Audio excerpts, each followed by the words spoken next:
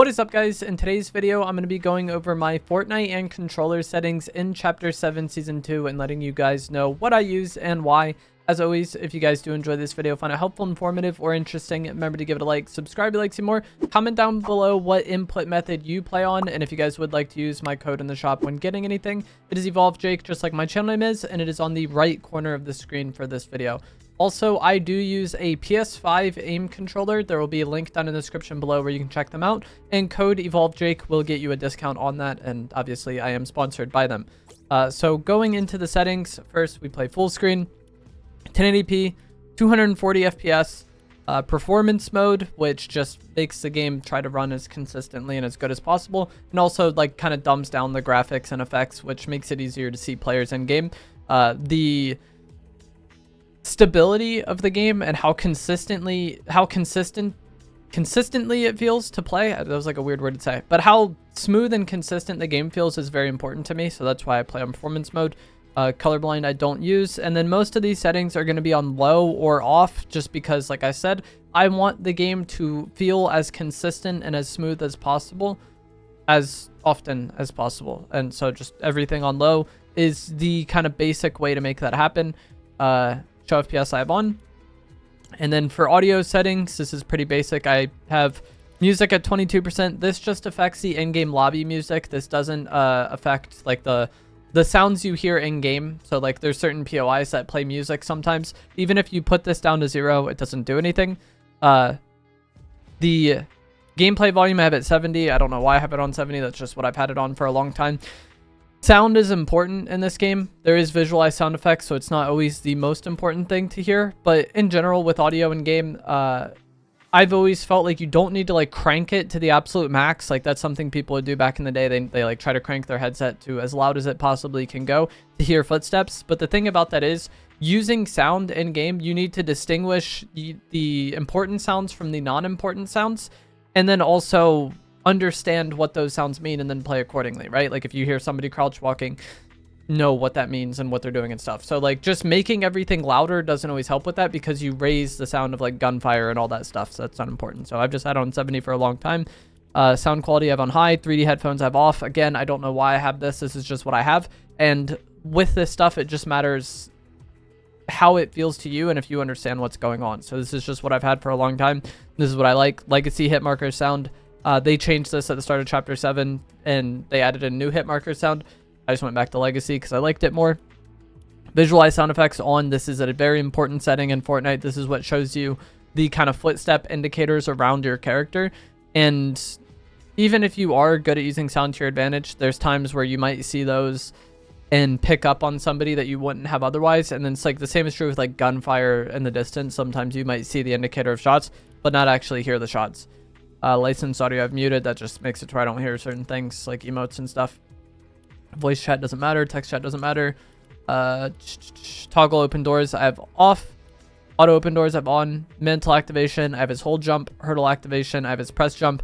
A lot of these settings are just like preference and what feels good to you. Hold to swap pickup I have off. This makes it to where if you hold your pickup button on a pile of loot, you can drop the equipped item for the thing you're trying to pick up, and I've just always had it off. And a majority of settings in this game are just preference and what feels good to you. Aim down sight I have on hold. This makes sure I have to hold L2 to aim in rather than tapping L2 to toggle and untoggle aiming. I didn't even know this was a setting, but I think while held is definitely ideal. Auto pickup weapons I have off. Mark danger when ADS off.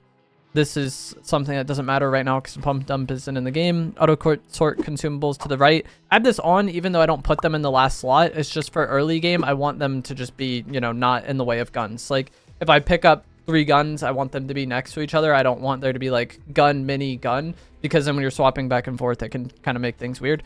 Preferred item slots. This makes it where you can customize the slots of where things go in your inventory. And I only have shotgun preferred slot 1. This is something that matters most for early game. And typically what I use is shotgun and then a spray weapon in slot 2. And the reason I don't set this up is because sometimes the spray weapon changes. Like you might be using an AR in a shotgun. You might be using an SMG in a shotgun. You might be using a pistol in a shotgun. Like there's so many things that I might end up putting in slot 2. that I just leave it blank. And then the rest of the stuff I leave blank because it's not as important. I feel like this is mostly very important for like off spawn fighting. I just want to make sure I have my shotgun in slot 1 because that's what I'm used to. And then everything else kind of gets arranged around that. So you could fill this out in depth and do it to your liking. But the only thing that's really important to me is shotgun in slot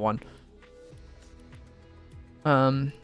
Simple build off, reset building choice on, turbo building on, simple edit off, disable pre-edit on, auto confirm edits I have on reset. Tap to search interact, you definitely want this on. This makes it to where if you go to search a chest, you could just tap the button to open the chest rather than holding it the entire time. Record replays on, energy saving mode. It's on 15 minutes, it should be on never. I don't ever want to save energy while playing Fortnite. Not that it really matters. This would be idle, and I don't really leave my game idle.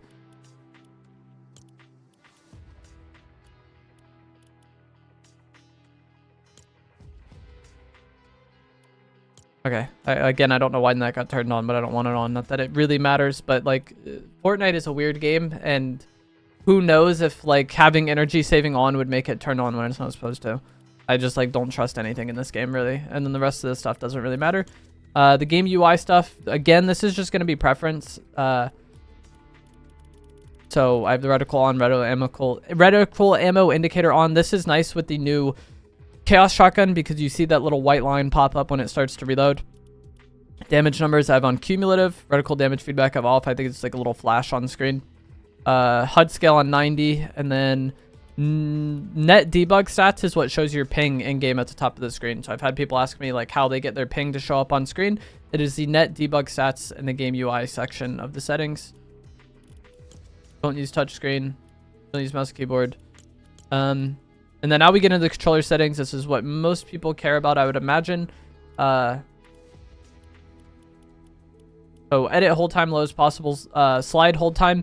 This is an important setting for zero build, especially. I think you want this as low as you can get it without accidentally activating slide. Because if you put it too low, you might be sliding sometimes when you just want to crouch. But you also don't want to have to hold it for a long time to be able to slide, because that can kind of grief your movement as well. I've had people ask like how I land in a slide after using something like a shockwave or heals, for example. I'll like start drinking the heal, jump, and then land in a slide. Or I'll jump, start drinking the heal, and land in a slide. The reason why a lot of people struggle with that, I think, is because their hold time is too high, and then that makes it to where they have to like hold it for a long time before the game registers slide. But if you're in the air and you want to land in a slide, you just have to tap your slide button at some point while you're in the air. And if your slide hold time is really long, then you're going to have to hold it for longer to initiate that slide. And you want to be able to slide as easily as possible, but you also don't want to slide accidentally. So that's why I said you want this as low as you can get it without accidentally doing it. Quick weapon setting I don't use, but it is solid. I just don't like it, and I've been used to playing without it for a long time. Build and edit sense 2 and 2.1. First person mode 1.08. This affects the weapons with sights on them. I think. Or is there, maybe there's a different one? I don't know. There's some setting that affects the weapons with sights on it.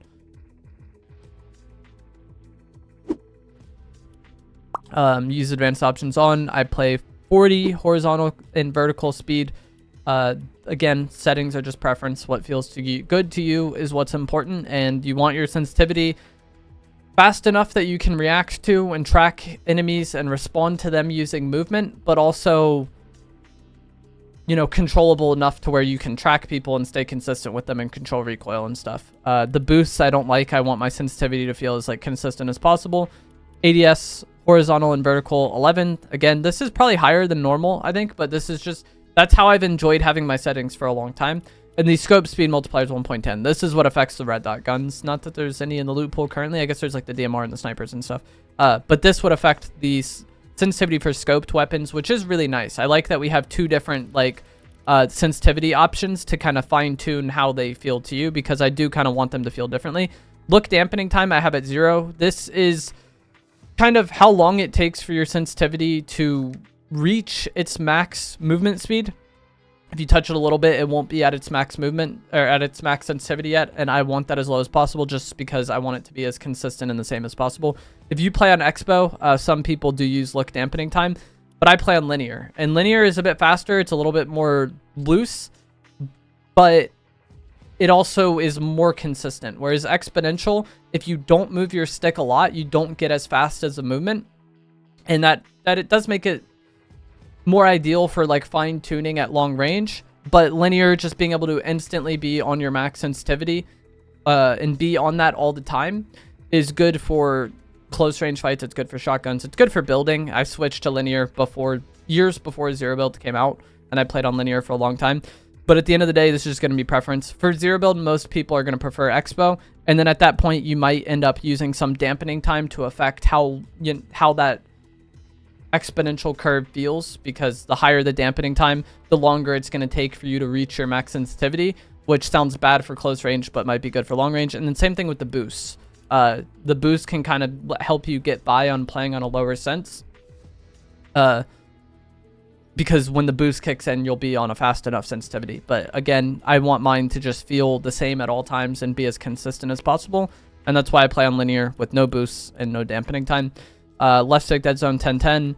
Left stick trigger release, right trigger release. I have never been able to figure out what the setting does. When they first added it, I played around in creative and put it on the max and put it on the lowest, and I just couldn't really feel a difference, so I just left it on 25. I do have mouse click triggers though, so the triggers are as sensitive as they could possibly be. Maybe on a stock controller, this is something you want to adjust. My keybinds are very basic because I play claw, and I also do use a single paddle for sprint. If you play non-claw, non-paddles, you kind of got to get more creative with your binds to be able to do as many things as possible without taking your thumbs off the analog sticks. That's kind of the important limiting factor for controller players, is that like the default binds, to jump, you have to take your thumb off the right stick, so you can't be aiming while doing that, and that's going to matter a lot. And so I use right stick crouch. Sprint I have on left on the D-pad, but I use a paddle for that, and that's the only paddle I use.